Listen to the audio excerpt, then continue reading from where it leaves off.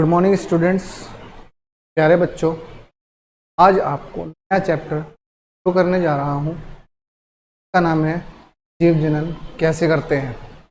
तो सबसे पहले हम बात करेंगे इसकी जनन की। तो जनन होता क्या है? जनन वह प्रक्रिया है जिसके द्वारा जीव, या वह प्रक्रम है, प्रक्रिया नहीं, वह प्रक्रम जिसके द्वारा जीव अपने जैसी संतान उत्पन्न करते हैं या अपने जैसी संतति उत्पन्न करते हैं। जैसे फॉर एग्जाम्पल, कुत्ता कुत्ते जैसी ही संतान उत्पन्न करेगा, बिल्ली बिल्ली जैसी संतान उत्पन्न करेगी, या कोई भी आम का पेड़ के बीज से आम का पेड़ ही उगेगा, ना कि पीपल का पेड़। ओके,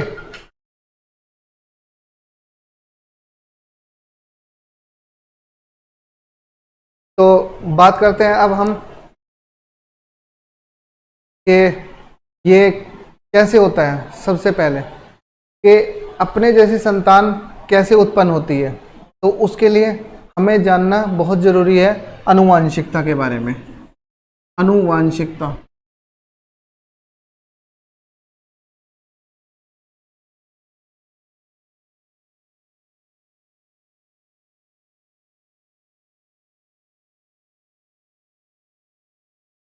क्योंकि सभी जितने भी जीव हैं इस दुनिया में, सभी आनुवांशिकता को फॉलो करते हैं। आनुवांशिकता किससे होती है? डीएनए से। किससे होती है बेटा?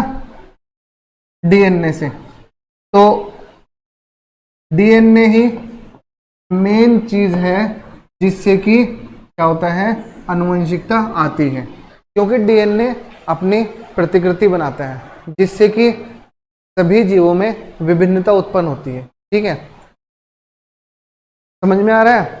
तो बात इतनी है कि अगर डीएनए और प्रोटीन मिलते हैं, डीएनए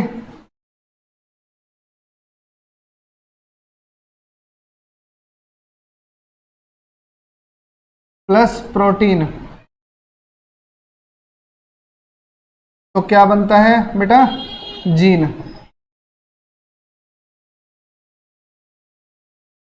डीएनए और जीन, डीएनए और प्रोटीन का मेल ही जीन कहलाता है।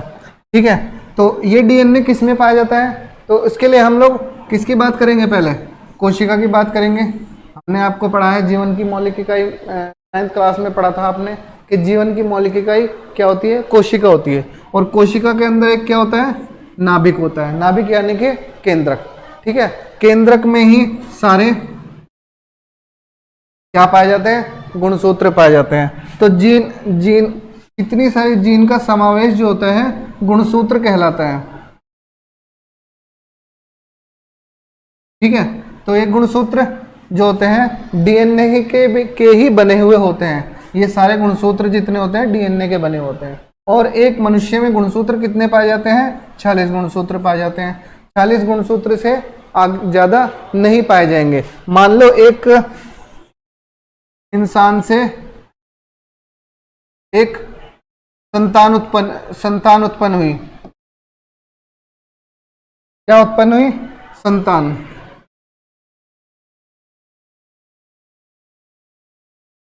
ठीक है, इसमें अगर गुणसूत्रों की संख्या 46 है तो इसमें भी गुणसूत्रों की संख्या कितनी होगी बेटा? 46 गुणसूत्रों की संख्या ही होगी इसमें भी। ठीक है, तो पता चलता है कि जितने भी मतलब आनुवंशिक गुण होते हैं यहाँ से स्टार्ट होते हैं। ठीक है, किससे? केंद्रक से। क्योंकि केंद्रक ही विभाजित होता है। केंद्रक विभाजित होता है तभी कोशिका का विभाजन होता है। ठीक है, अब सीधा ये आपको मैं समझा रहा हूँ, उसको ध्यानपूर्वक देख लेना, बाकी आपको नोट्स में सेंड कर दिया जाएगा। ठीक है, एक एक चीज आपको बहुत ध्यानपूर्वक सुननी है। अगर सुनोगे तो समझ में आएगा। ठीक है, अब आपको आगे बताते हैं हम कि जनन के बारे में बात चल रही थी कि जनन जो होता है जब कोशिकाओं का विभाजन होता है। बच्चों, जब कोशिकाओं का विभाजन होता है तो उसको ही जनन कहते हैं। ठीक है, जनन 2 प्रकार के होते हैं। कितने प्रकार के होते हैं जनन? प्रजनन दो प्रकार के होते हैं, है प्रजनन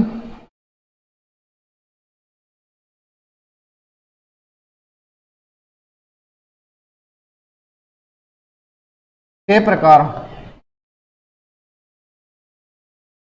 तो इसको हम दो प्रकारों में बांट सकते हैं बच्चों, ठीक है। तो सबसे पहला जो है अलैंगिक जनन,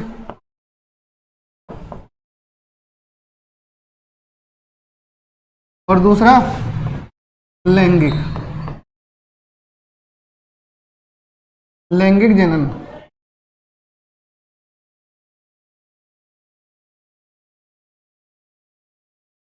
अब अलैंगिक जनन और लैंगिक जनन में क्या फर्क है?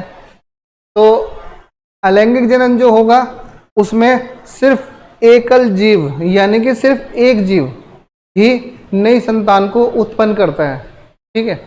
और लैंगिक जनन की बात करें तो लैंगिक जनन में एकल जीव यानी कि दो एकल जीव मिलकर नई संतान उत्पन्न करते हैं, जिसमें दो एकल जीव में एक क्या होता है, एक नर होता है और एक मादा, यानी कि दोनों मिलके नई संतान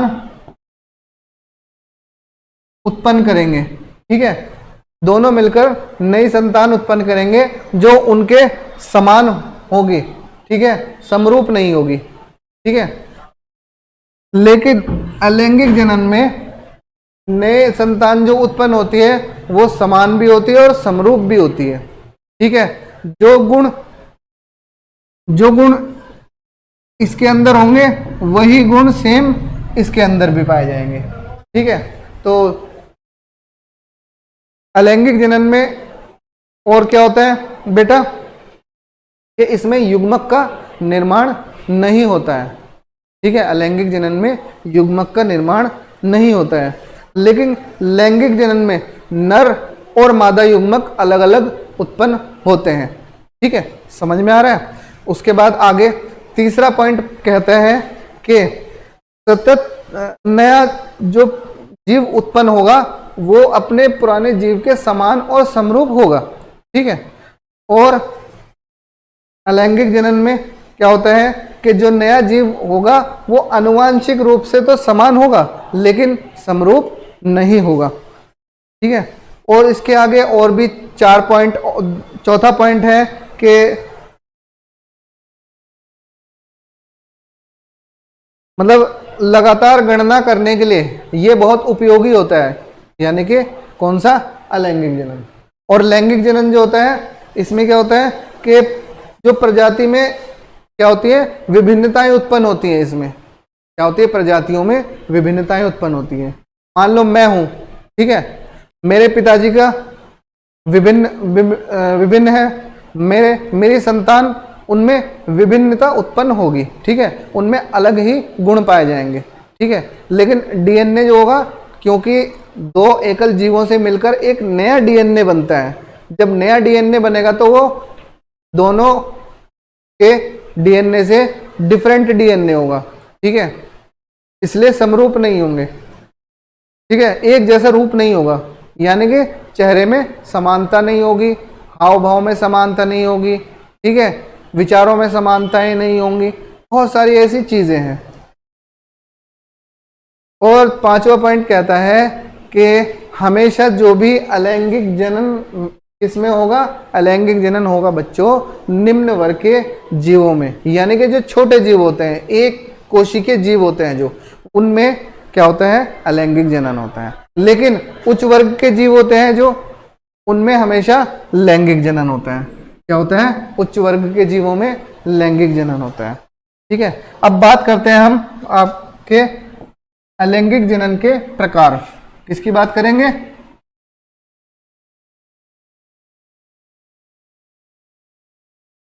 अलैंगिक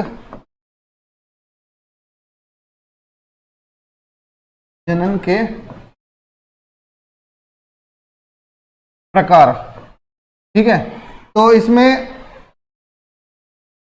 6 प्रकार होते हैं, ठीक है, कई प्रकार होते हैं, लेकिन इसमें अभी हम फिलहाल आपको कुछ प्रकार बताते हैं। सबसे पहले विखंडन,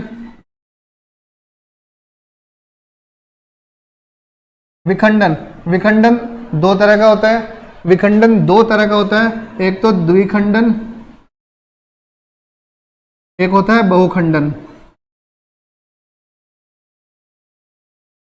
ठीक है, द्विखंडन में जब जीव दो भागों में बट जाता है तो उसको हम द्विखंडन कहते हैं, और बहुखंडन वह विखंडन होता है कि जिसमें जीव बहुत सारे भागों में बट जाता है तो उसको हम बहुखंडन कहते हैं। इसका उदाहरण है, उदाहरण अमीबा। ठीक है, अमीबा कैसे द्विखंडित होता है, तो अमीबा की बात करते हैं तो ये एक क्या है बच्चों, अमीबा है। ठीक है, अमीबा में क्या होता है, पहले क्या होता है, सबसे पहले इसका केंद्रक क्या होता है, विभाजन होने लगता है, धीरे धीरे ये बढ़ने लग जाता है, केंद्रक इस तरह से हो जाता है, यानी कि स्ट्रेच होने लग जाता है। जब स्ट्रेच होता है तो ये दोनों इस साइड के केंद्रक के या दोनों इस साइड के केंद्रक में कोशिका झिल्ली भी सिकुड़ने लगती है। ठीक है, किस तरह से होता है कि ये इस तरह से होके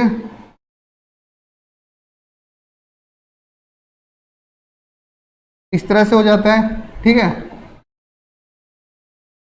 फिर नेक्स्ट बात करते हैं हम, नेक्स्ट क्या होता है इसमें,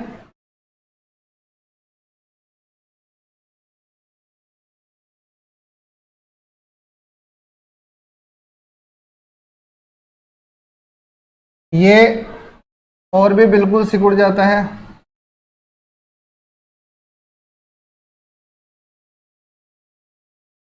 ठीक है, और सिकुड़ने के बाद ये दोनों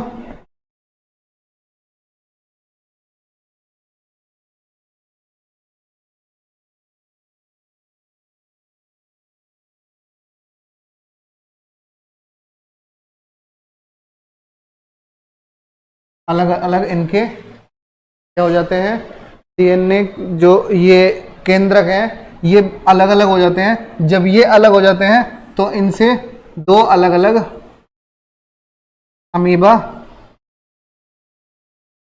उत्पन्न होते हैं। ठीक है, दो अमीबा उत्पन्न होते हैं, यानी कि ये हो गया द्विखंडन। ठीक है, समझ में आ रहा है। अब आप बात करते हैं हम बहुखंडन की, कि बहुखंडन क्या होता है। बहुखंडन में बहुत सारे भागों में बट जाता है। इसका उदाहरण जो है बहुखंडन का उदाहरण है प्लाज्मोडियम।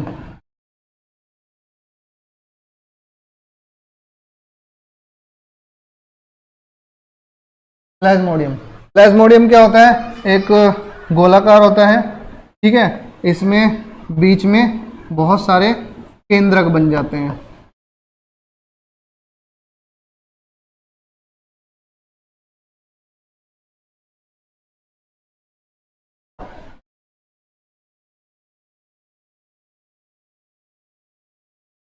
जो बाद में फटने के बाद इनमें क्या होता है, ये सारे अलग हो जाते हैं और नई कोशिकाओं का निर्माण करते हैं। नई कोशिकाओं का निर्माण करने के बाद इनमें क्या होता है, ये बहुत सारे हो जाते हैं, यानी कि बहुत सारी कोशिकाएं उत्पन्न करते हैं। इसको कहते हैं बहुखंडन। ठीक है, अब जो नेक्स्ट था सेकंड था बच्चों खंडन, यानी कि फ्रेगमेंटेशन।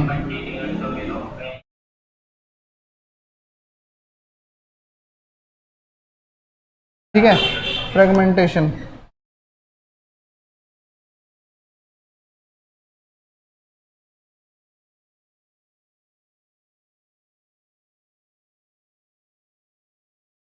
ये होगा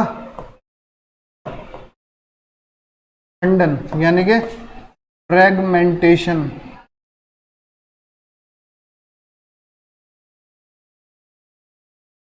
ठीक है, तो इसमें क्या होता है कि जो सरल जीव होते हैं, बहुकोशिकीय सरल जीव जो होते हैं, वो अलग अलग टुकड़ों में बट जाते हैं और जो भी टुकड़े होते हैं वो नई कोशिकाओं का निर्माण करते हैं। इसका एग्जाम्पल है स्पाइरोगाइरा। इसका एग्जाम्पल क्या है,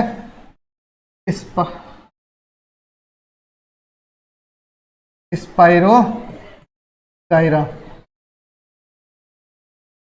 ठीक है, स्पाइरो गायरा में कुछ इस तरह से होता है। ये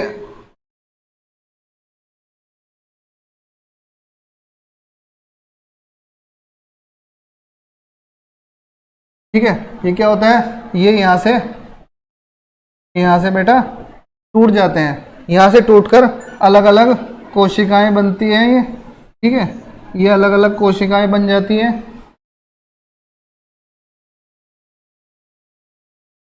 ठीक है, अलग अलग कोशिकाएं होती हैं इसमें। ये सब जो होती हैं ये नए, इनमें भी फिर दोबारा से ये अलग अलग क्या बन जाते हैं, फ्रेगमेंट बन जाते हैं। ये एक एक को फ्रेगमेंट बोलते हैं, अलग अलग जब हो जाते हैं ये फ्रेगमेंट होते हैं। और ये फ्रेगमेंट बाद में क्या करते हैं, इनमें नए जीव बनते हैं और फिर से दोबारा से इस तरह का जीव, हर एक फ्रेगमेंट इस तरह का जीव बना लेता है। फिर वो दोबारा से खंडित होते हैं, खंडित होने के बाद फिर से इस तरह से जीव बनता है। तो इस तरह से इनकी पीढ़ी चलती रहती है। ठीक है, तो ये था स्पाइरोगायरा के बारे में, खंडन के बारे में। ठीक है, तो अब अगला तीसरा जो है वो हम बात करेंगे पुनरुद्भवन के बारे में। इसके बारे में पुनरुद्भवन, पुनरुद्भवन मतलब पुनर्जनन। तीसरा जो है पुनरुद्भवन यानी कि पुनर्जनन।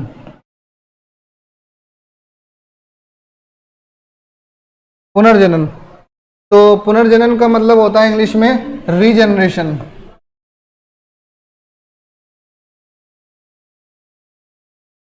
ठीक है, रीजनरेशन में क्या होता है कि इसमें किसी कारणवश अगर जंतु टूट जाता है या कट जाता है तो क्या होता है, वह दोबारा से विकसित होकर एक नए जीव के रूप में उत्पन्न हो जाता है। इसका एग्जाम्पल है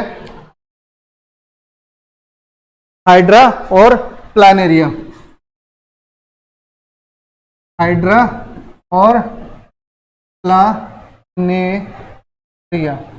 तो प्लानेरिया का एग्जाम्पल हम ले लेते हैं। एक प्लानेरिया बना के दिखा देता हूं आपको कि किस तरह से इसमें पुनरुद्भवन होता है। मान लो ये कि प्लानेरिया है इस तरह का,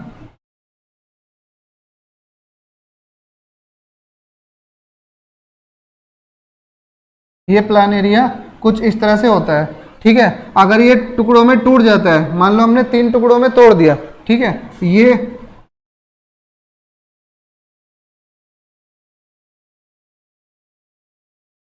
ये अलग अलग टुकड़े हो गए। तो ये क्या होंगे, ये हर एक टुकड़ा नए प्लानेरिया को जन्म देगा। ठीक है,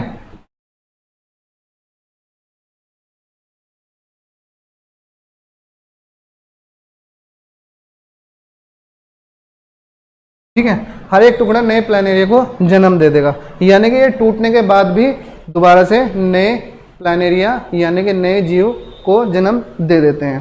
फिर उसके बाद अगला चौथा है मुकुलन।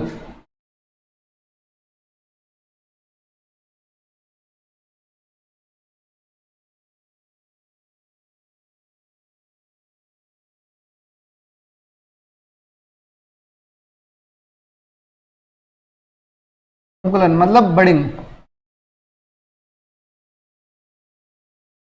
ठीक है, बडिंग में क्या होता है कि किसी जीव के अंदर एक छोटा सा उभार उत्पन्न हो जाता है जिसे मुकुल कहते हैं। और वो मुकुल बड़ा होकर बढ़ने के बाद जब ये पूर्ण विकसित हो जाता है तो अपने पैतृक जीव से अलग हो जाता है और वह अपनी नई जिंदगी जीने लगता है। इसका उदाहरण है हाइड्रा।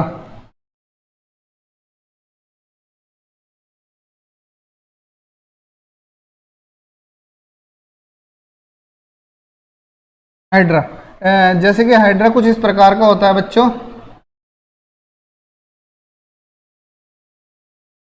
ठीक है, ये जो आता है इस पे ये मुकुल होता है, ये धीरे धीरे बढ़ता है।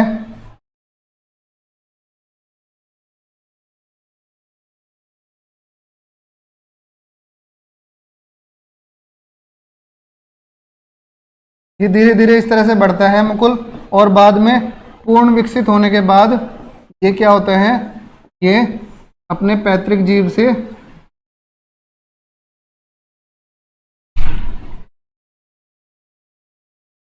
अलग हो जाता है। ठीक है, ये हाइड्रा क्या होता है, इसमें मुकुलन हो जाता है। तो आज के लिए इतना ही। अगली क्लास में आपको इसके आगे के नोट्स बताए जाएंगे, यानी कि अलैंगिक जनन के ही बताए जाएंगे और कुछ लैंगिक जनन के बारे में भी बात की जाएगी। और आप इस वीडियो को ध्यानपूर्वक देखना, समझना, उसके बाद नोट्स को अपनी कॉपी में लिखना। नोट्स भी आपको साथ ही साथ सेंड कर दिए जाएंगे। धन्यवाद।